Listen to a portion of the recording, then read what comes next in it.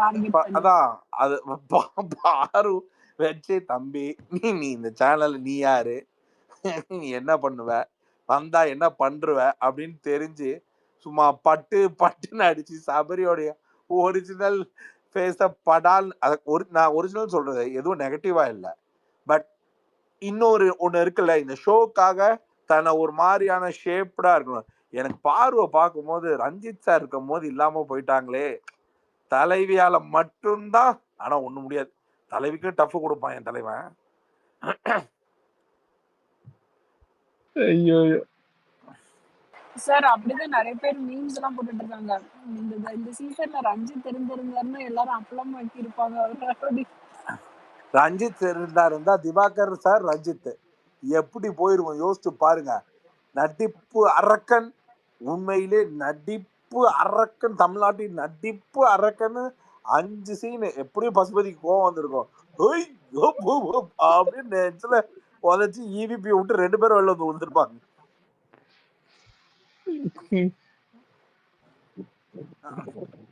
கலைத்தா இவனோட கடைசி புள்ளடா, நான் புள்ளடான்ட்டு 2 பேரும் அடிச்சுட்டு வெளில வந்திருப்பாங்க. ஆக்சுவலா சபரி வந்து ஒரு எல்லாரையுமே தன் கண்ட்ரோல்ல வச்சு ஒரு லீடர்ஷிப் இது யாரோ பழைய சீசன்ல இருந்து காப்பி அடிச்சு கொண்டு வந்து பண்ற மாதிரி ஆர்டிபிஷியலா இருக்குது. அந்த 3 பேர் அதை ட்ரை பண்றாங்க பிரதர். அதாவது நேச்சுரலி ஃபீமேல்ல ஒருத்தவங்களையும் மேல்ல ஒருத்தவங்களையும் 2 பேரும் ரொம்ப ட்ரை பண்ணுவாங்க. இன்னொருத்தர் ஒரு ஆஃப் வே குக்டில் இருக்காங்க. என்னன்னா ஷோவை வந்து ஹோல்டு எடுக்க பார்க்குறாங்க. அதாவது சென்டர் பாயிண்ட் ஆஃப் அட்ராக்ஷனா ஒரு நேமை கிரியேட் பண்ணலான்னு. பட் ஆனால் நிற்க மாட்டேங்குது. ஒருத்தர் வந்து டப்புன்னு அதை உடச்சி விட்டுக்கிட்டே இருக்காங்க. அந்த அந்த ஒரு goodwill, good personality, nice person. இப்போ இது போன வாரத்தில் தானே நடந்துச்சு. யார் டைட்டில் வின்னர்னா மேக்சிமம் பேர் வந்து சபரின்னு. அது அதெல்லாம் வந்து அவ்வளோ இன்ஃப்ளூயன்சிங் பேட்டர்னை கிரியேட் பண்ணோம்னா உள்ளுக்குள்ள ரொம்ப ட்ராமேட்டிக்கா நிறையா செய்யணும். இவங்க யாருமே ஸ்கில் பேஸ்டு நேம் சம்பாதிக்கல. இவங்க எல்லாருமே வந்து ஒரு மாதிரி இம்ப்ரெசிவான அட்ராக்ஷன்ஸ் டுவர்ட்ஸ் டு ஈச் அதர்ல தான் கேம் போயிட்டு இருக்கு. யாராச்சும் இவன் விளையாடுறத பார்த்தா பொறாமையா இருக்கு, நாமளும் கூட சேர்ந்து விளையாடணும் அப்படி இவங்களுக்குள்ள 1:1 ஆர் 1 டு அதர் காம்படிட்டிவ் பிளேயர்ஸ்லாம் யாருமே கிடையாது. இவனுங்களுக்கு நீ எனக்கு இதுலயே வந்து எனக்கு ரொம்ப பிடிச்சது யாருன்னா இந்த கத்துறதுல கண்டென்ட்டே இல்லாம நம்ம 3:00 வரைக்கும் ஆச்சு கண்டென்ட்டே கொடுக்கலன்னு சமயத்துல சம்பந்தமே இல்லாம ரம்யா வந்து ஒரு கத்தி அழுது மயக்கம் போட்டு விழுந்து, என்ன மயக்கம் போட்டே விழுந்திருக்கேன், எனக்கு பெரிய ப்ரோமோ கூட வராதா அப்படின்ற லெவலுக்கு ஒன்று பண்றாங்க பாருங்க. அவங்க என்னத்துக்கு என்ன பண்றாங்கன்னே தெரியல. இந்த ஷோல திடீர்னு நான் நேத்து பாக்குறேன் நான் வெளில போறேன்றாங்க. வாரான்னா 2 பேரும் வெளில போவாங்க போல் இருக்கு. அதான் இந்த தடவை பேட்டர்ன்னு நினைச்சுக்கிட்டேன். நான் நேத்து அவங்க சொல்லிட்டு இருந்த மாதிரி இருந்தது, நான் வெளில போறேன், எனக்கு அப்படி தேவையே இல்லை இந்த ஷோ, சிம்பத்தி எம்பத்தி. அவங்க ஒரு சில ஸ்லாங்ல பேசுறாங்கல்ல, அந்த ஸ்லாங் வந்து எப்படி பாக்குறீங்க? அது வந்து வெளியில தப்பா போகுமா? Basically she is from Karnataka, mostly influenced. ரெண்டாவது அது கொஞ்சம் கேட்கறதுக்கு certain people who are not use to it. But we should see her intention and character and heart. அதுதானே தவிர 2 விஷயத்த நீங்க கனெக்ட் பண்ணீங்கன்னா ஒரு சில பேரெல்லாம் இந்த ஷோவை அவங்க மேல ரெஸ்பெக்ட் அந்த கைண்ட் ஆஃப் ப்ரொஃபஷனை வச்சு நீங்க கனெக்ட் பண்ணி பார்த்தீங்கன்னா அந்த ரெஸ்பெக்ட் வராத மாதிரி தான் போகும். பட் இந்த கேம்குள்ள வச்சு மட்டும்தான் நம்ம பார்க்கணும், அது நம்ம கனெக்ட் பண்ணி பார்க்கவே கூடாது. அப்படி பார்த்தீங்கன்னா இவங்களோட பிஹேவியர் கொஞ்சம் ஆடா தான் இருக்கும். ஆனா நான் சொல்றது இந்த கேமுக்கு என்ன ஆடினாங்கன்றது தான், ஒரு மண்ணு இல்லை. இன்னைக்குதான் அந்த இது மாஸ்க் டாஸ்க், அந்த பொம்மை டாஸ்க்ல ஏதோ பிக் பாஸே சொல்லியிருக்காரு குட் பிளேன்ட்டு அப்படின்ற மாதிரி ஒரு இது. ஆமா, அப்படின்னா இந்த இடத்துலதான் நம்ம இந்த ராஜதந்திரத்தை கவனிக்கிறோம். அப்போ வெளில அனுப்ப மாட்டேன், அப்போ நீ வெளில அனுப்ப மாட்டேன், புரிஞ்சு போச்சு. நந்தினி வெளியிலேயே போகல, நான் போறேன்னா நான் நாளைக்கு விஜய் சேதுபதியை பார்த்துட்டு போறேன்னு சொன்ன பொண்ணை நீ சாட்டர்டேல வந்தா கண்டென்ட் வெளில வந்துரும், நீ இப்பவே கிளம்புன்னு சொல்லி அனுப்பி விட்டுட்டு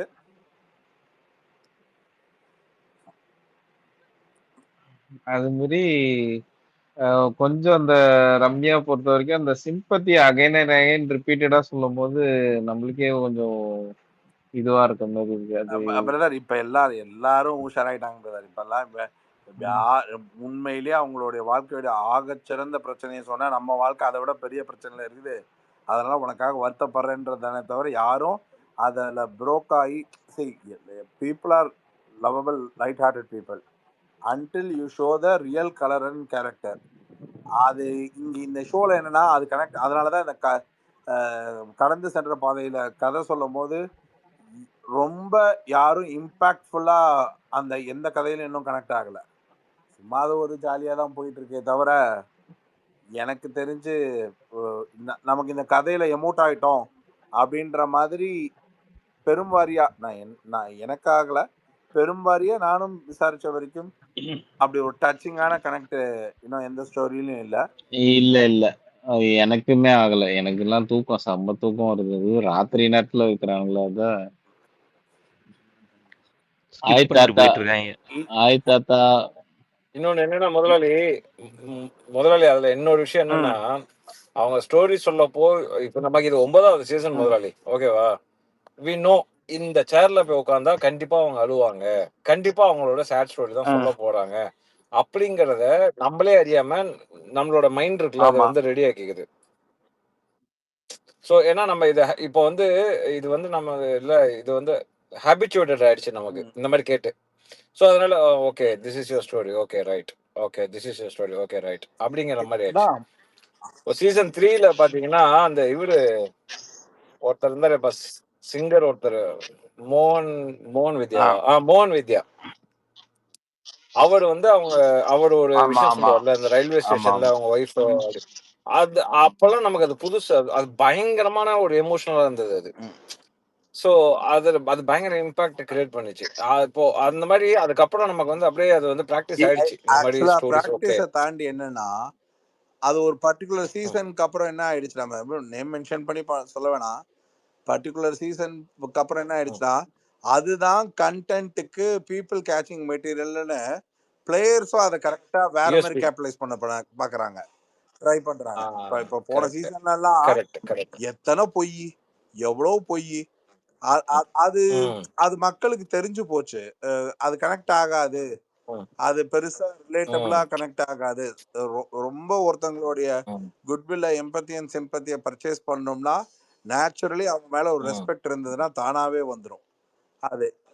அது விக்கல் சீக்கிரம் போறதுக்கு முன்னாடி பாத்தீங்களா அவங்க டீமோட ஒரு வீடியோ போட்டு போனா எப்படி பேசுவாங்க, அது ஆனா கஷ்டப்பட்டு ஸ்கூலுக்கு போனா அப்படி சொல்றா அழுதுட்டு சொல்றா அப்படின்பாங்க. அந்த மாதிரி அது வந்து எல்லாமே அது வந்து ஒரு பர்டிகுலர் பாயிண்ட்க்கு அப்புறம் அது எல்லாமே கன்வெர்ட் ஆயிடுச்சு. ஸோ இவங்க என்னதான் அடிச்சு இது பண்ணாலும் இந்த பர்டிகுலர் சீசன்ல வந்து கதை இப்போ ஒன்றும் கிடையாது.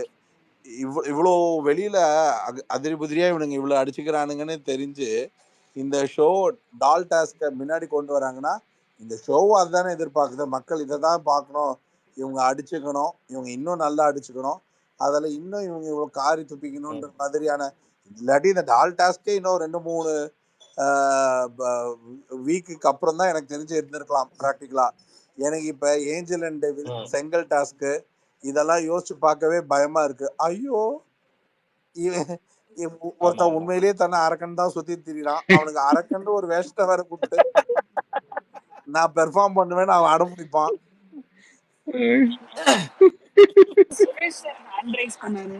தாத்தா வெல்கம் தாத்தா. Welcome sir. வெல்கம். 2 விஷயம் சார். ஒன்று, இந்த மாதிரி எல்லாம் சொல்றாங்களேன்ட்டு அல்டிமேட்ல என்னோட ஸ்டோரி கேட்டிங்களா சார்? சார் நீங்க ஸ்டோரியில ஒன்று செஞ்சதை பார்த்தேன் சார், ஒருத்தங்க செஞ்சீங்க பாருங்க, அதுதான் சார் அல்டிமேட். நீங்க உங்க ஸ்டோரி கேட்டது ஓகே, ஆனா அனிதா ஸ்டோரி சொல்லும் போது நீங்க ஒன்று பண்ணீங்க பாருங்க சார். அது வந்து சீசன் 4ல சார். அல்டிமேட்ல சொல்றீங்களா? அல்டிமேட்ல வந்து எல்லாரும் பயங்கர சோகமா சொல்லுவாங்க. அப்போ எனக்கு முன்னாடி போனவர் நான் 8வது பையன் அப்படின்ட்டு சொல்லி ரொம்ப சோகமா கதை சொல்லிட்டு போவாரு. நான் போவேன். நான் சொல்லுவேன், நானும் 8வது பையன்தாங்க. எனக்கு முன்னாடி 7 பேரை எங்க தாய் மாமா கொன்னுடுவாரு. என்னையும் கொல்ல வருவாரு. எங்க அப்பா வந்து தலையில தூக்கி வச்சுக்கிட்டு உடஞ்சி போன கொடையை தூக்கிட்டு மழையில கொண்டு போய் என்னை வேற வீட்டில் விடுவாங்க அப்படின்னு சொல்லுவேன். அது எல்லாரும் நிஜமாவே நினைச்சிட்டு எக்ஸ்பிரஷன் கொடுப்பாங்க தெரியுமா, ரொம்ப அழறா மாதிரிலாம். அதுல ஒரே ஒரு ஆளு அபிராமி இருக்காங்களே, இது கிருஷ்ணர் கதை, இவர் கலாய்க்கிறார் நம்ம, அந்த கதையை தான் சார் ஃபுல்லா சொல்லிட்டு வந்தேன்னா. இவனுங்களுக்கு போய் நம்ம கதையை சொல்லணும், இவங்க எந்த கதை வந்து சோகம்ன்ட்டு டிசைட் பண்ணுவாங்க, வேற வேலை இல்லை அந்த மாதிரி. அப்புறம் கங்க்ராச்சுலேஷன் சார், எஸ் சார். நீங்க 3 பேருக்கு அட்வான்ஸ் கொடுத்தீங்கன்னு கேள்விப்பட்டேன். தேங்க்யூ. ரொமான்டிக் ஃபிலிமாமே சார், டைரக்டருக்கு ஹீரோ ஹீரோயினுக்கு கொடுத்துருக்கீங்கன்னாங்க. அப்படிங்களா சார்? ஆமா, வாட்டர்மெலன் ஸ்டாரும் நடிப்பறக்கி அவங்க 2 பேரும் ஹீரோ ஹீரோயினா நடிக்க பிரவீன் காந்தி சார் டைரக்ஷன் சொன்னீங்க. ரச்சகன் 2 சார், ரச்சகன் 2 படம் பேரு. ஓ அப்படியா? இல்ல ஐயா அந்த பிஜிஎம், ஐயா அந்த பிஜிஎம் இன்னைக்கு வரைக்கும் வாழ்ந்துட்டு இருக்குங்க ஐயா. இல்ல அந்த பிஜிஎம் இந்த மூஞ்சிலாம் பார்க்க முடியாது. இல்ல ரவி சார் ஒரு நிமிஷம். ரட்சகன் 1ல வந்து நாகார்ஜுனாக்கு அந்த நரம்பு புடைக்கும். ரட்சகன் 2ல இப்ப பாக்குற மக்கள் நம்மளுக்கு நரம்பு புடைக்கும். இல்லங்க, அதுல உலக அழகின்னு வைங்க, இதுல உலக அழுக்கின்னு வைங்களா, என்ன சொல்வீங்க? எப்படி எப்படி இல்ல ஜென்ரலா கேக்குறேன். தாத்தா சூப்பர் ஐடியா ஒன்று கொடுத்துருக்கீங்க, நாளைக்கு எடிட்டோட வர்றேன்.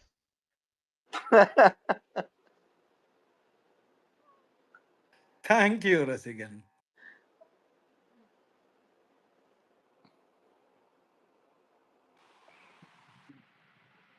ஐயோ தூக்கி போட்டுச்சு அவரை. நடிப்பாருங்கனால நான் இங்க தானே இருக்கேன். யாரு? ரவி சார் போட்டுச்சு. ஐயோ பக்கு. கால் வந்திருக்குமா? இல்ல வெளியே போயிட்டாரு. அதாங்க நடிப்பு அரக்கன்னாலே தூக்கி போட்டுது. இமாத் ப்ரோ ஒரு வாட்டி தூக்கி போட்டுருச்சு. சியான் ப்ரோ வந்திருக்காரு. Hi bro. ஹாய் ரசிகன். Hi Imad brother. ஆக்சுவலா நான் வந்து இவரு சுரேஷ் சார் இருக்கீங்களா? சுரேஷ் சார் வணக்கம் சார். வணக்கம் வணக்கம். எல்லாருக்கும் அந்த ஸ்பீக்கர் செக்ஷன், லிசனர் செக்ஷன் வணக்கம். ஆமா, நானும் ஒரே ஒரு வணக்கம் சொல்லிடுறேன், நீங்க பேசுங்க. சொல்லுங்க சார். செல்வி அக்காலாம் ரொம்ப நாள் ஆச்சு பார்த்து, அவங்க தான் நினைக்கிறேன். வணக்கம், நீங்க பேசலாம். Thank you sir. இமாத் பிரதர் ஆக்சுவலா ஒயில் கார்டு பேக்கிங் தேர் பேக்ஸ்ன்னு ட்வீட்லாம் போட்டிருக்காரு. எனக்கும் ரொம்ப எக்ஸைட்டட். ஒயில் கார்டு யாரெல்லாம் உள்ள போறாங்க அப்படின்னு. There has to be someone who is go and tell Aurora that she is going in a wrong direction. ஏன்னா அவங்களோட க்ளோஸ் ஃப்ரெண்டு அவங்களே வந்து இப்போ ஒரு வீடியோ போட்டு அவங்க வந்து நான் கூட இருந்திருந்தா சொல்லியிருப்பேன் அப்படின்னு சொல்றாங்க.